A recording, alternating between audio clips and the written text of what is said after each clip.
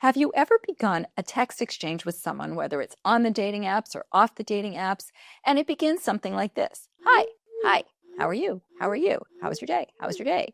And it never goes beyond that. I'm Karen Bigman, certified sex educator, sex and relationship coach, and in today's episode, I'm going to give you some hints and tips on how to move past that very boring, very useless initial text phase and onto something that may actually get you a date.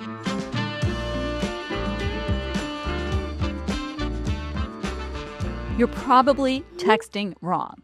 Seriously, if your phone is gathering digital dust waiting for a meaningful reply, it's time to level up your text game. This isn't about cheesy pickup lines. It's about mastering the art of nuanced digital communication to build truly irresistible text narratives and foster deeper connections. It's about mastering the art of creating narratives that get immediate responses and build connections. If you don't watch this video, you're going to be stuck in the texting Stone Age. How many of you have been in a text exchange with someone, particularly on the apps, where it goes, hi, how are you? Fine. How are you? Great. How was your day? Wonderful. Have you learned anything about the person? Have you got anything at all that will make you want to continue this conversation? So let's talk about a couple of different ways. Now, I love a good emoji. I think they're great. However, I had one person I was texting with, and every time I texted them, rather than sending me back a text, he would do the like, heart, whatever, to the text, instead of thinking about some comeback line.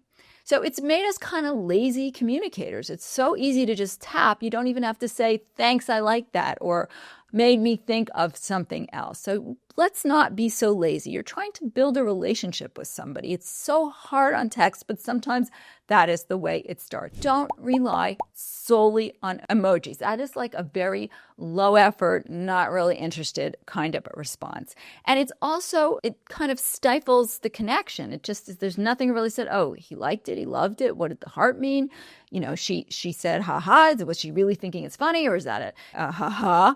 So it's, the nuance gets completely lost. But if you want to try to build, I have had some fun texting conversations with guys, and it can be a lot of fun, but not when you just do make it very simple and get lazy. You want to craft open-ended questions. You want to get them to go a little deeper, to get a little more personal. What was the best thing about your day today?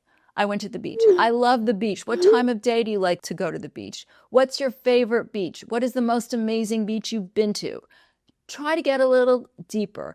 You want to be curious, and you want them to be curious back with you. You do want sometimes to have a little distance between the text, but you also want to answer when you're in a conversation. I hate it when somebody texts me and then I don't hear a response. I respond right away and I don't hear a response for hours or days. That is not an interested party. Always, if you can, inject a little bit of humor or inside jokes, because that is really one of the keys to intimacy. So kind of subtly making light of something. You don't want to get too sexual right away, but adding a little bit of humor to your text. Someone asked me if I'd be there when they got back, because they were going on vacation. I said, well, if Prince Charming doesn't come in the meantime, then yes, there'll be room for you. So, you know, you want to try to use things that will make them laugh and make them remember that that's the one who's waiting for Prince Charming. Use descriptions, thinking about if you want, starting to get a little more familiar with the person, you want to refer back to conversations, maybe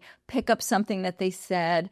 You want to talk about how you love the way they describe their day. You love the way they have such a great relationship with their children and they told you a funny story. You want to build a rapport. You want to both be a little vulnerable so you can get just beneath the surface of the text. I love a conversation that is kind of banter. I love a funny conversation that there's a hint of flirtation in it, but it's really just, you know, kind of going back and forth about something. It kind of like gets you a little tingly. I love those kind of conversations. You want to use like a little bit of flirty language without getting too forward or too kind of sexual. It's okay to say, there's a double entendre there, or I might have said, especially with me because of the work I do, like there's always a sexual entendre that I could imply. But sometimes I say I could have said something a little more racy, but I'm just going to say this. So like, oh, what was she going to say? The idea is to make the person you're texting with more curious and wanting to go to the next level, whether it's the first conversation on the phone, the first date, whether it's between dates. You want to use your texting wisely because it can be very nuanced how people interpret it. You want to be clear. You want to try to leave as little room for confusion as possible. And you want to get to the next phase, which is speaking to them and then meeting them.